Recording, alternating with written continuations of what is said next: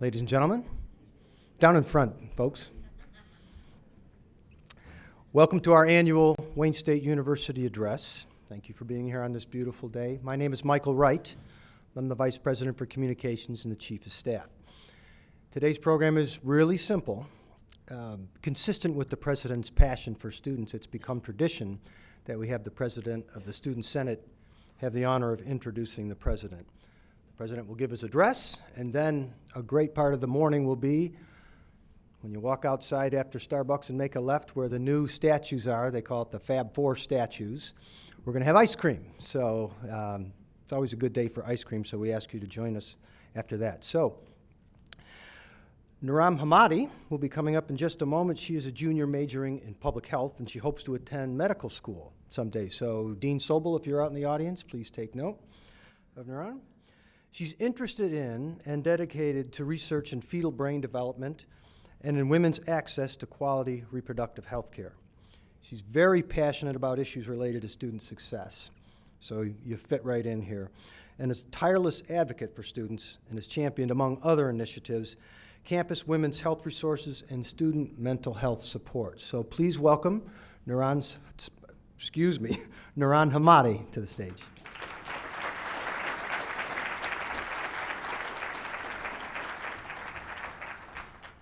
Good morning, everyone. Again, my name is Nurhan Hamadi. Thank you for the warm introduction. So throughout my life so far, I've been pushing towards the public sector and basically any public service, changing things and trying to find mentors wherever I am and any time in my life. But thus far, I've only been able to watch because I'm only 20. So, and I'm interested in leadership, and it's interesting to watch leaders, and they're to be watched, and ideally they're people to learn from. Besides, in general, you're supposed to watch leaders and find mentors. And besides being president of my fourth grade class, I've only been able to observe leaders. And I've surrounded myself with pioneers who really knew how to make a presence last beyond their years. And for the past 2 years being a student here, I've been in awe at the progress that has been made by President Wilson and his cabinet. Prior to being in the position of leadership I am in now, I've had many encounters with him alongside fellow students. All the opportunities that we had to speak up, he listened. Just in general, being the president here so far for Student Senate, I was only elected in May. I've seen so many of our initiatives be really, really just focused on and listened to by President Wilson. And I want to say up here, thank you so much. From every student I've ever talked to, coming to you with all of our issues and listening. And of course, I could stand here and talk about how tremendous and important and all the research and being a leader in higher ed he is, but I'm sure you've all heard it before. So I am delighted and honored to introduce him to you all today. Please give a warm welcome to a leader of lavish proportions, President Wilson.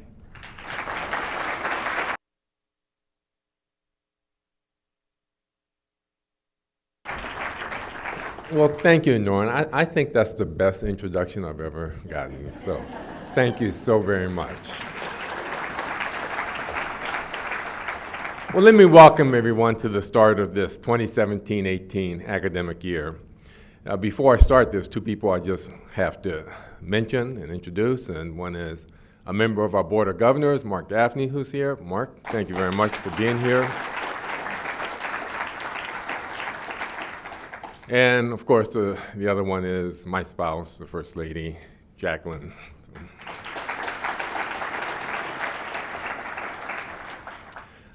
I also want to welcome two new deans to Wayne State, Dean Richard Birschbach of the Law School and Dean John Cawthorn of the School of Library and Information Sciences.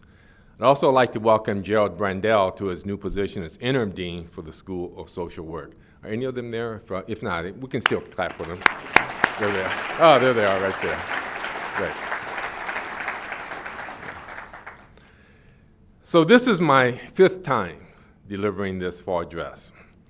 So I'd like to use this opportunity to do three things. First, I review some of the highlights from the past year. Second, I'll review some trends from the last several years. And then finally, I'll discuss my hopes for the next year or so. Well, it's been an interesting and successful year. And among the many topics that I could cover, 3 stand out as particularly noteworthy. First, led by Sandy Yee and Hillary Ratner, our university came together in an unprecedented way and passed our reaccreditation by the Higher Learning Commission with a very high rating. In fact, there were no areas of concern. And in my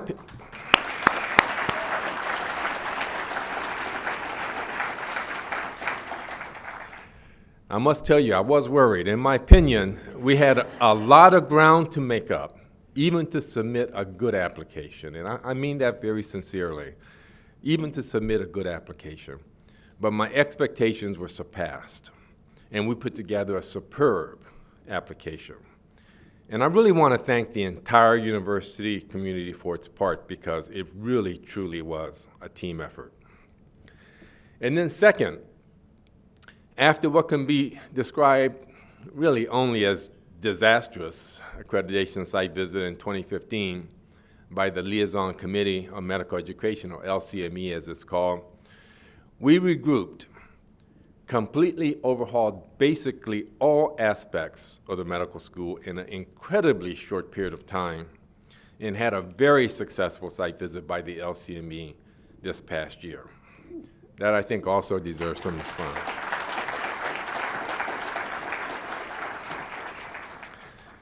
I'll talk a little bit more about the med school later. Third, Wayne State, like all other colleges and universities, has been impacted by social and political factors that have played out on a national stage and have caused extraordinary divisiveness. As a diverse and inclusive campus, we've had to deal with new national policies and blatant expressions of repulsive viewpoints that challenge our belief system to its very core. Yet, fundamental to a free democratic society and enshrined in our Constitution is our right to freedom of speech and assembly, a right that is particularly sacred on the campuses of our colleges and universities. Determining when hateful speech and symbols cross a line and are no longer deserving of expression presents one of the most challenging dilemmas in higher education today. We are a large and diverse campus, and no single stance can represent the viewpoint of all.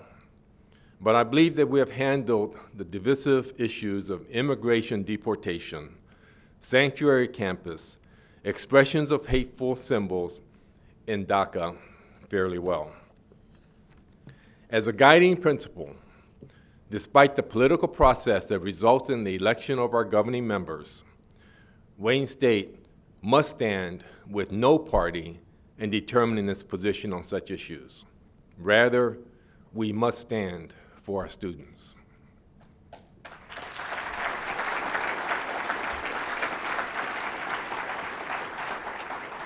It's not over, and we will need to continue to take positions on difficult issues. In doing so, we will always be guided by what is in the best interests of our students. As I was preparing for today, just thinking about what to talk about, I reflected on my 2014 university address. And during that address, I stated that we were at a watershed moment in the history of the university. Specifically, I discussed the need to turn around declining enrollment in research funding, as well as poor student success metrics, particularly the 6-year graduation rate. And I described this as a tipping point, even though that word is often overused. So I want to ask the question, which way are we tipping? Let's talk first about enrollment. For the 4th straight year, beginning with fall of 2014, our new students to Wayne State, often called FIDIACs, and also transfer students, have increased over the previous year. Last year, for the first time in recent history, our total enrollment was higher than the previous year. Unfortunately, we were not able to build on that momentum as our graduate and international enrollment took a large unexpected hit this past year. We will begin the academic year with overall enrollment flat or slightly down. But we're still aiming for 30,000 students by 2021. So we need to redouble our efforts. We are doing this with a more organized approach to recruitment, which includes a new system for managing our new student prospects, more outstate and out-of-state recruitment, very aggressive international recruitment, including the hiring of an on-the-ground representative in India, a greater push on graduate recruitment, and a new brand campaign that will leverage the warrior spirit that makes Wayne State unique among Michigan public universities. Next, research.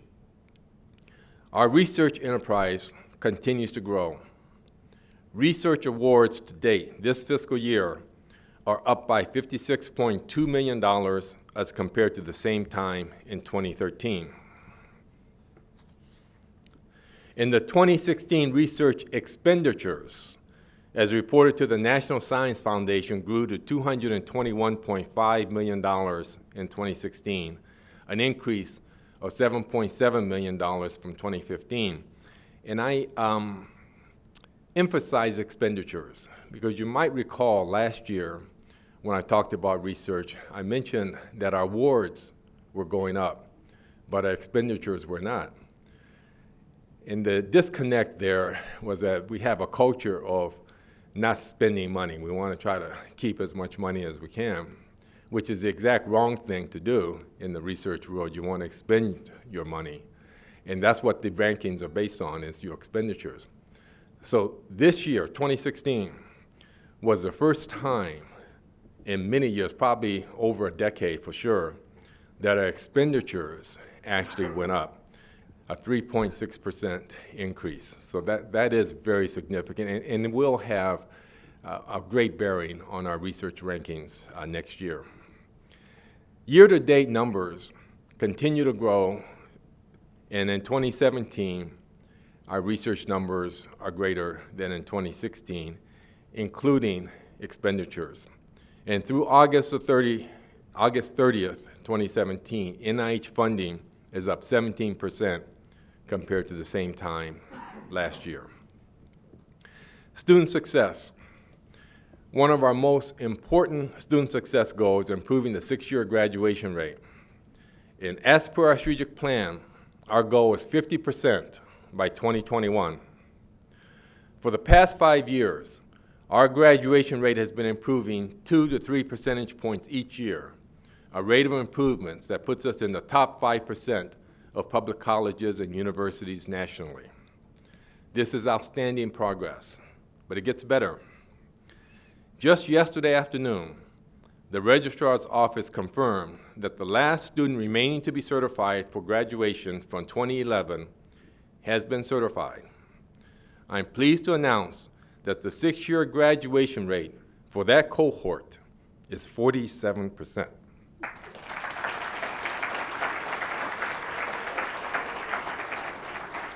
That's up 8 percentage points from the 2010 cohort that graduated last year.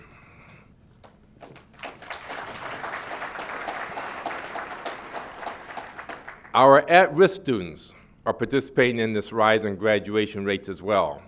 Over the past 6 years, the six-year graduation rate of African American students at Wayne State has jumped 13 percentage points to 20%. Although we would like to see the rate even higher, this is a phenomenal increase. Black students graduate at a nearly 3 times the rate they did 6 years ago.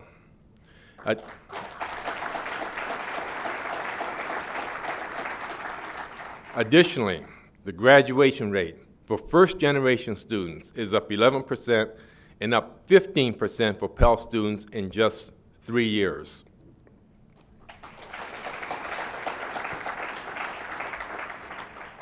So I think we can reasonably state that we've tipped in the right direction on these metrics since that 2014 university address.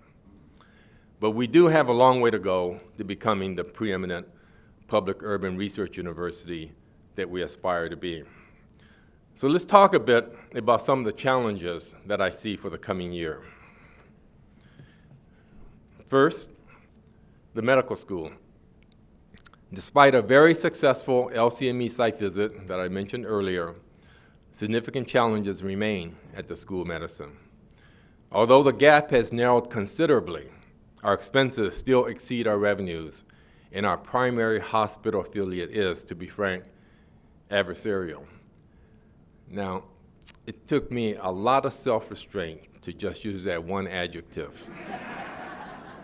I had 3 or 4 more this morning that I took out.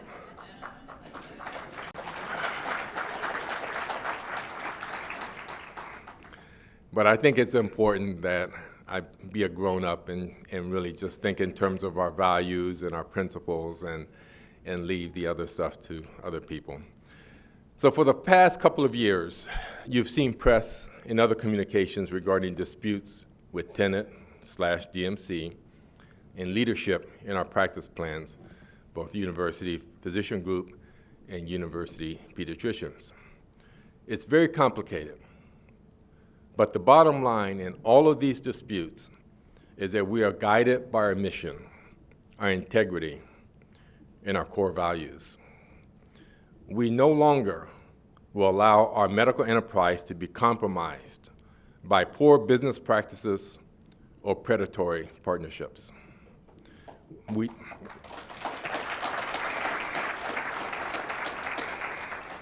no longer will provide privileges or a paycheck for people who will not work. We no longer will kick the can down the road in the hope that things will just sort themselves out. We will be accountable and make the hard decisions now. We owe it to ourselves, our students, our patients, and our community to stand for what is right. I don't have a crystal ball, but what I can tell you is I am confident in our leadership, our doctors, our researchers, and our educators.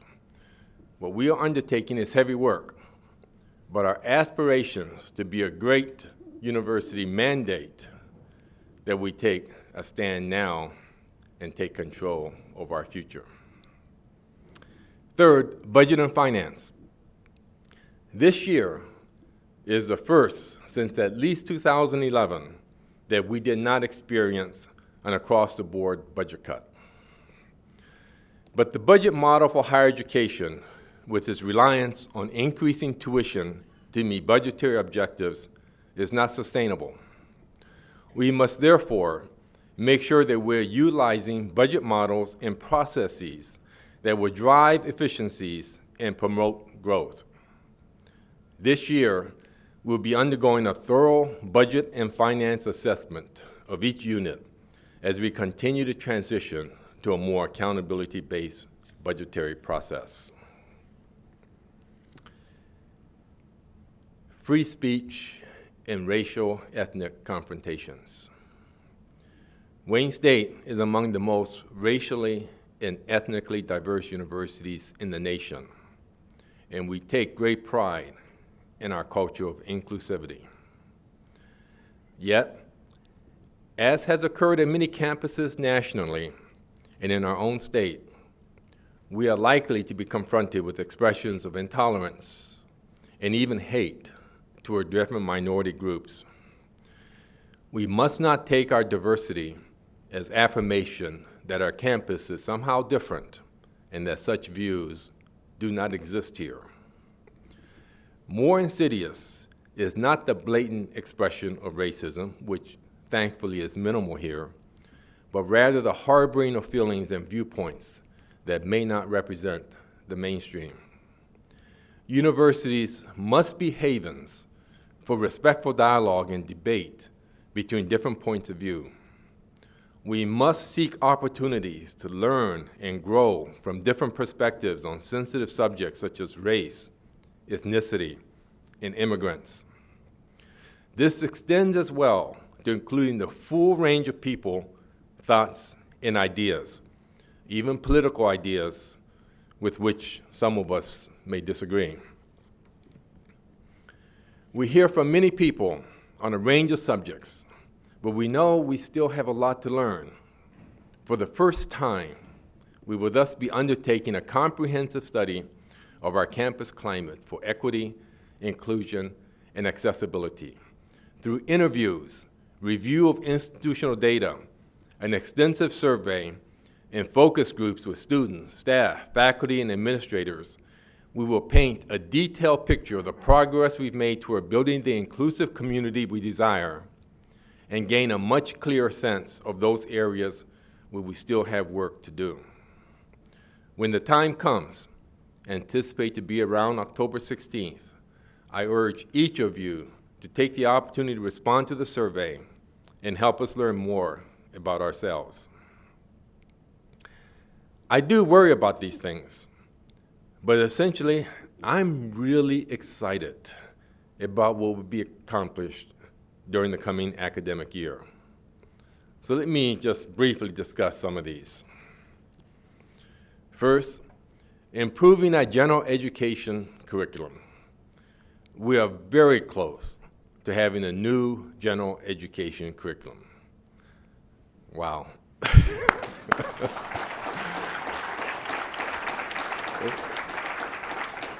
It's taken a lot of work, consideration of a lot of viewpoints, and adoption of many compromises through an iterative process that involved many faculty. Our current general education curriculum is outdated and overly burdensome for students. And it's absolutely imperative that we make changes now that will be implemented for fall of 2018. STEM building. Our legislative priority for capital has been the renovation of the largely vacated graduate library building into a state-of-the-art STEM teaching and education building. We were successful this year in obtaining $15 million from the state for this project, which is anticipated cost between $30 and $40 million. Detailed design work is underway now for construction to begin next year. That'll be a great addition.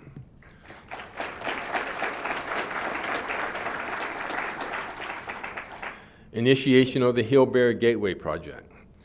In my 2014 address, I spoke of the importance of supporting the arts and humanities.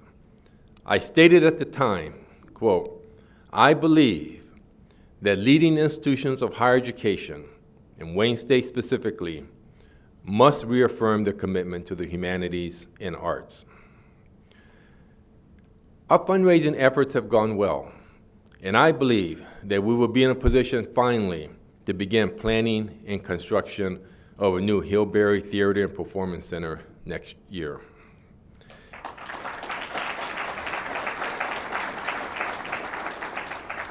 This project will be a terrific complement to the STEM building and will serve as a strong signal that Wayne State is committed to excelling in both the sciences and the arts.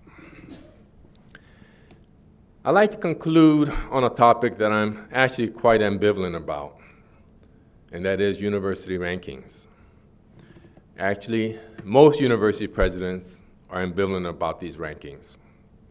On the one hand, we criticize the various methodologies used and believe sincerely that the quality of an educational experience for students cannot be distilled into a numerical ranking. Yet, on the other hand, we are curious to know where our institutions rank because these rankings influence potential students and their parents and may even impact faculty recruitment. So despite my mixed feelings on the subject, I've decided to form a task force to focus on the various university rankings to ensure that we're recognized appropriately and getting full credit for our scholarship and other metrics used. 3 of these rankings use fairly serious academic criteria, and 1 does not, but is included because it's highly influential. Now, we do quite well in the rankings that are more objective and academic. For example, the Shanghai Academic Ranking of World Universities places Wayne State in the top 301 to 400 institutions globally, in the top 100 to 119 institutions nationally. The Center for World University Rankings puts Wayne State 190th in the world and 81st nationally. In the National Taiwan University Performance Ranking of Scientific Papers for World Universities, places Wayne State 207th in the world and 73rd nationally. Now, these are three serious academic rankings, and Wayne State does relatively well. Regarding a particularly visible rating that is not academic, but very influential, I am pleased to let you know that as of today, actually this information was embargoed until today, we can announce that Wayne State University is now ranked in the U.S. News and World Report's top tier of higher ed institutions.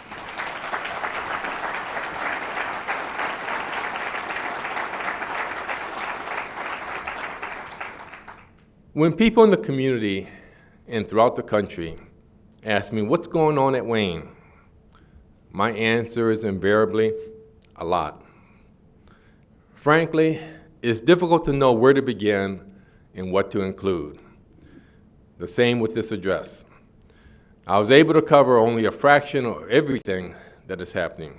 But I do hope, though, that I was able to convey a sense of optimism and excitement about the upcoming year and beyond. By this time next year, we will be in full celebration of our 150th birthday and nearing the completion of our $750 million Pivotal Moments campaign. It will be a great year. I wish to conclude by thanking all of you, faculty, staff, students, and community members, for your important roles in making our university a great one. I also want to thank my colleagues in administrative leadership for their tireless efforts, their dedication, their commitment to serving this university, and for their unwavering support of Jacqueline and me as we try to serve this university as best we can. We could not do the work we do without you. Thank you.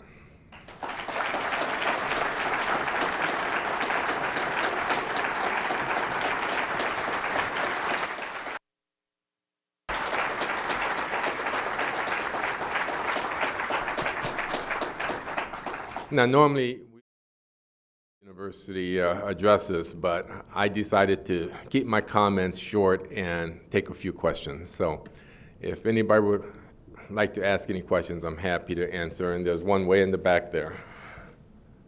President, thank you. Could you comment on the status of the major construction that's taking place along Anthony Wayne Drive? And also, might I suggest, in the spirit of inclusion that you mentioned, the new plaza that has several, shall we say, explorers and settlers of Detroit and statues outside of the Fab Building might benefit from the inclusion of a recognition of Chief Pontiac, some native leader. Yeah. And by the way, Wayne State has a Native American organization, Right. which I think would be highly pleased by that. Okay. So actually, the two tied together.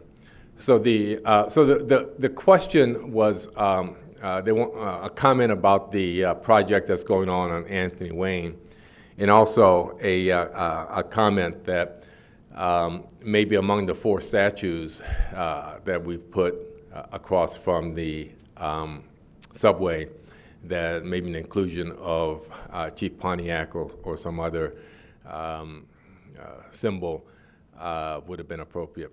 So the two are actually very connected. So the project that's on Anthony Wayne is a student housing project that will ultimately result in 800 new student housing units. The reason for that is that our campus has gotten so popular that we don't have enough student housing for all the students who want to be here. And in fact, we have to, for the 3rd straight year now, we've had to lease rooms from the, what's the hotel called? St. Regis down the street. as well as look at other apartments and so forth to try to get more rooms. So this is a 800 room complex when it's all done. That means when I say all done, it's there's a number of steps to this. The first is the building of the complex. Second is we're going to tear down DeRoy because it just has a lot of problems, and instead of putting tens of millions of dollars into trying to correct all the problems since it's in the beginning of the building, we're going to tear that down, and then we're also going to renovate Chatworth building. And so when all is said and done, there'll be 800 net units that we will have. What's really important about this project is that we did it as a public-private partnership. And by using a very innovative financing scheme, we're able to use a private partner, Corvius, to take over all of our housing in terms of managing all of our housing, defease about $105 million worth of debt, and be able to use that debt capacity for more academic programs. And so that's what we're going to be doing. And part of what's going to happen over the next several years, when I talk about the STEM building and the Hillberry and so forth, we're able to do that because we're able to defease $105 million worth of debt that we had on our current student housing stock that we won't have anymore. So it's a very innovative financing scheme. The reason why those statues are out there is we didn't pick those statues.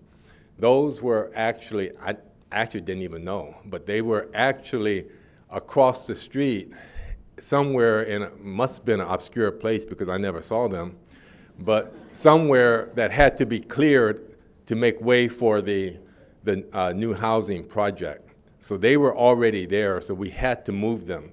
And so we moved them over to where it is now. We didn't select those statues and say this is what is representative of Wayne State and this is what we want to do. We just had to find a place to put those statues because they were already in existence over where the new student housing is. But we will always continue to try to find symbols and be able to represent Wayne State in the most inclusive way possible because that's the kind of institution that we are. And so I'm sure over the coming year, if you have any ideas, please talk to Judy Miller. We have a 150th anniversary coming up. We want it to be as inclusive as possible. And we're taking a lot of different ideas to try to make sure that we show that kind of inclusivity that Wayne State stands for. Thank you for that question. Anything else? Okay, with that, there's one in the back there. Could you describe our relationship with WDET and the change in their funding models? Yeah, so another good question. We subsidize WDET, and there's a train of thought that we should not be subsidizing affiliated entities because those monies should be used to try to defease as much of student debt as possible and keep the tuition down as much as possible. So what we want to do is we want to support WDET, but we want to challenge them to try to work towards sustainability so that we don't have to keep going into our cash reserves to try to subsidize them or use general fund dollars that we get from student tuition to subsidize them. So we'll continue to subsidize them because it's important, but we want them to work toward trying to be as sustainable as possible. And we believe that's the way we should be with all of our related entities. And by the way, one of the things that happened as a result of the Corvius deal that I mentioned is that we were subsidizing housing by $1 million a year. We no longer will have to do that with Corvius, and we're taking that $1 million and not, building something with it or whatever. We're taking that $1 million and we're giving it back to the students in the form of reduced parking rate for their parking passes. So we're able to give students a 25% decrease in their parking passes than they had to pay last year. It's all students who have parking passes by not subsidizing housing.